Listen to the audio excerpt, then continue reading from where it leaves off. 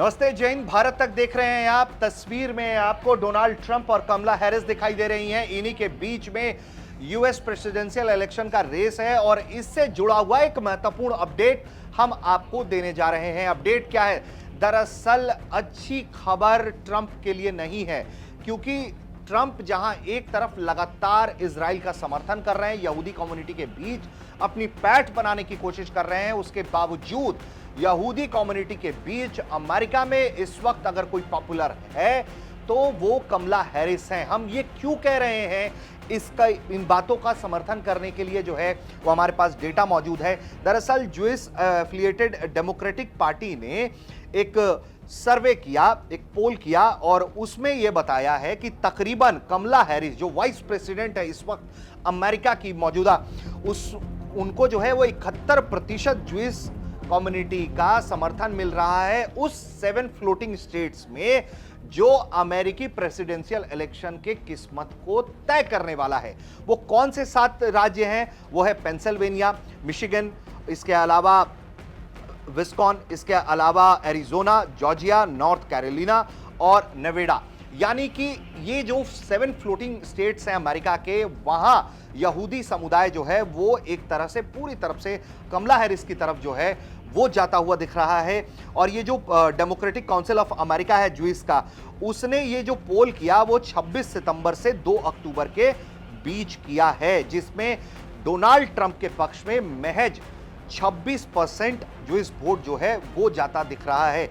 और इस तरह से अगर हम माने कि इजराइल का जिस तरह से हाल के दिनों में अमेरिका ने समर्थन किया है और उसने जिस तरह से लेबनान के अंदर कार्रवाई की है और अमेरिका ने उसका समर्थन किया है और जिस तरह से नसरुल्लाह को मारा है, उसका जिस तरीके से बाइडेन ने इस वक्त समर्थन किया, अमेरिकी सरकार ने समर्थन किया है, वो बहुत अहम हो जाता है। और यही वजह है कि जो यहूदी समुदाय है वो एक तरह से इस वक्त जो है डेमोक्रेट्स के पक्ष में जाता हुआ दिख रहा है।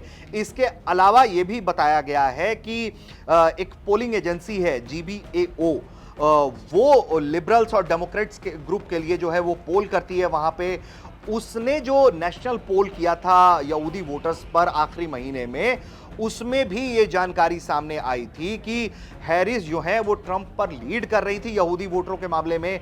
68% उनको उस वक्त वोट मिल रहा था और 25% ट्रंप को। उसके बाद ये आंकड़ा बढ़कर 72% चला गया और 25% जो है वो हेड टू हेड रेस में ट्रंप को मिल रहा है। तो एक तरीके से यानी कि यहूदी समुदाय का एक बड़ा समर्थन इस वक्त कमला हैरिस के पक्ष में जाते हुए दिख रहा है और ये बहुत बड़ी राहत की खबर हो सकती है बाइडेन के लिए, उनकी पार्टी के लिए, क्योंकि माना यह जा रहा था कि ट्रंप की वापसी हो सकती है। लेकिन यहूदी समुदाय एक ताकतवर समुदाय अमेरिका का, कहा तो यह भी जाता है कि अमेरिका के प्रेसिडेंट कौन बनेगा उसकी किस्मत भी यहूदी ही लिखते हैं। तो ऐसा लग रहा है कि कमला हैरिस के पक्ष में इस वक्त माहौल जा रहा है। अब आगे चलकर जो है ये किस तरह की स्थिति परिस्थिति बनेगी ये भी हम आपको बताएंगे। लेकिन ये बहुत दिलचस्प आंकड़ा है कि ट्रंप के सामने आने के बाद और ईरान पर न्यूक्लियर साइट पर हमला करने की अपनी एक तरीके से राय करने के बाद ट्रंप ने यह खुलेआम समर्थन किया था इजराइल का कि अगर वो ईरान के न्यूक्लियर साइट पर भी हमला करता है तो हम पूरी तरीके से उसके साथ खड़े हैं और आगे इंश्योर करेंगे कि इजराइल की सुरक्षा पर कोई आंच ना आ पाए। उसके बावजूद, इस तरह के बयानात के बावजूद भी जो स्थिति है वो इस वक्त कमला हैरिस के पक्ष में जाती दिख रही है। लेकिन अगर बदलते समय के साथ इजराइल अगर कोई हमला ईरान पर नहीं कर पाता है, जवाबी कार्रवाई नहीं कर पाता है और ईरान के साथ अमेरिका कोई सीज फायर करवा देता है, जैसे कयास है, हालांकि अमेरिका की तरफ से इसे खारिज भी किया गया है, तो इसका नुकसान आने वाले दिनों में हो सकता है। लेकिन फिलहाल की जो स्थिति है उसमें कम से कम प्रेसिडेंशियल इलेक्शन जो नवंबर 5 को होने हैं उसमें कमला हैरिस को एक बड़ा समर्थन यहूदी वर्ग से मिलता जा रहा है। आप देख रहे थे भारत तक।